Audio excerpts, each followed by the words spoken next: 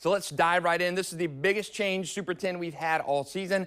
Only 2 teams we had ranked last week stayed in their spots. Number 10, Bolles, 6-4, biggest win of their season last week, 49-28 over Gainesville-Buchholz. A very good win for Bolles. And people say, why is Bolles at 6-4, a 4-loss team in our Super 10? Bolles' schedule has been absolutely rock solid.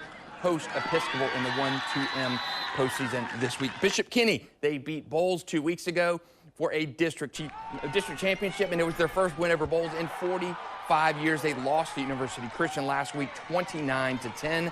But still, Bishop Kenny, 8-2 and headed to the state playoffs.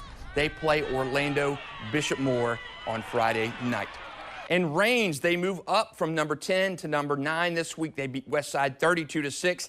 They will play this week in the state playoffs as a higher seed. They actually have a team that's 1 spot above them. Ed White, they are 7-2. They had a big win over Baldwin last week, 28-0.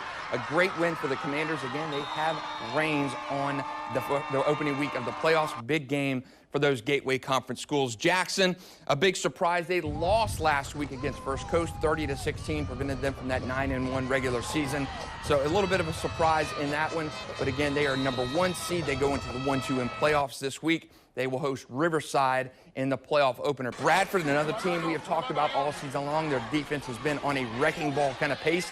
They lost last week to Swanee 10-7. They had another good defensive performance from the Tornadoes, but they cannot get it done. Bradford still going to the playoffs in Region 2-2S as the number 1 seed. They play Crescent City this week. Fletcher moving on up. Senators finish 8-2 regular season. They beat Atlantic Coast last week. They have Tampa Bay Tech this week. Great season for Seatric, Faison, and the Senators. Creekside makes a big jump up all the way from the back end of the poll to number 4, 8-2. They had a great regular season at clincher against Ponte Vedra. Kind of kept Ponte Vedra out of that postseason. Creekside will play at Navarre in the Region 1-4S opener. Number 3, University Christian makes a big jump up. They beat Bishop Kenny last week, 29-10, to polish off a 9-1 regular season. They are a number 2 seed in their Region 1-1M. They are off this week in the first round of the playoffs. They will play Orlando First Academy next week in their playoff opener. Bartram Trail, I mentioned 2 teams stayed put this week. Bartram Trail is one of those.